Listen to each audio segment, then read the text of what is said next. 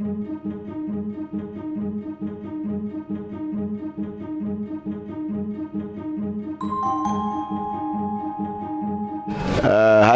I'm Melusi Tshabalala, and my book is Melusi's Everyday Zulu. It's a collection of jokes, stories, and anecdotes built around isiZulu words and expressions to help people, I guess, get a grasp of how to use those words in everyday life.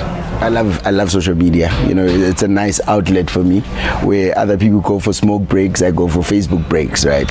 And then I found a format, because I'd been testing different formats of writing, but it was also inspired by what I do in my day-to-day, which is advertising, and the way advertising doesn't respect and appreciate our languages. So for me, it was, in the beginning, it was really to showcase my language, which is isiZulu, and because a lot of the people on my Facebook, because we all know each other, work in advertising and marketing, and I wanted to show what you can actually do with our languages. And then from there it just took a life of its own, and we are here now.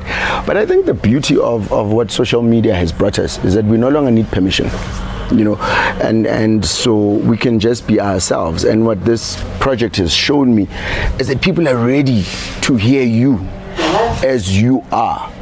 So I was approached by someone who said to me, hey, this stuff is pretty interesting, would you like to put it into a book? I thought, okay, cool, but then doing it was a different story altogether, because a lot of the stuff was quite topical. So it was about something that happened that day or that week. So I had to rewrite a lot of the stuff so that it's relevant beyond. So if you read it now, you don't think, oh, but what the hell is happening here?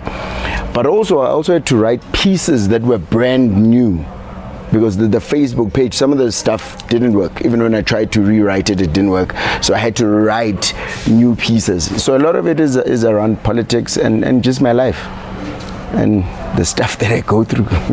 The book had two editors. So there was the editor for the main stuff, and there was one who helped me keep the integrity of isiZulu. And we struggled a lot. The context became very tricky, but I think we did a great job. But I think going forward, because I think we can do this for a while, I think we can do better, because this is new territory. So we're navigating as we go.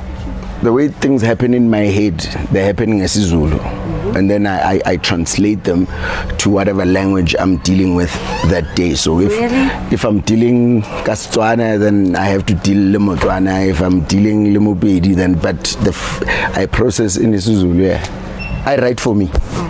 You know, if somebody else likes it, great. And I think that's where we need to start. We need to appreciate our languages, our cultures, and ourselves before we can even worry about somebody else. Woza is come. The word is an invitation.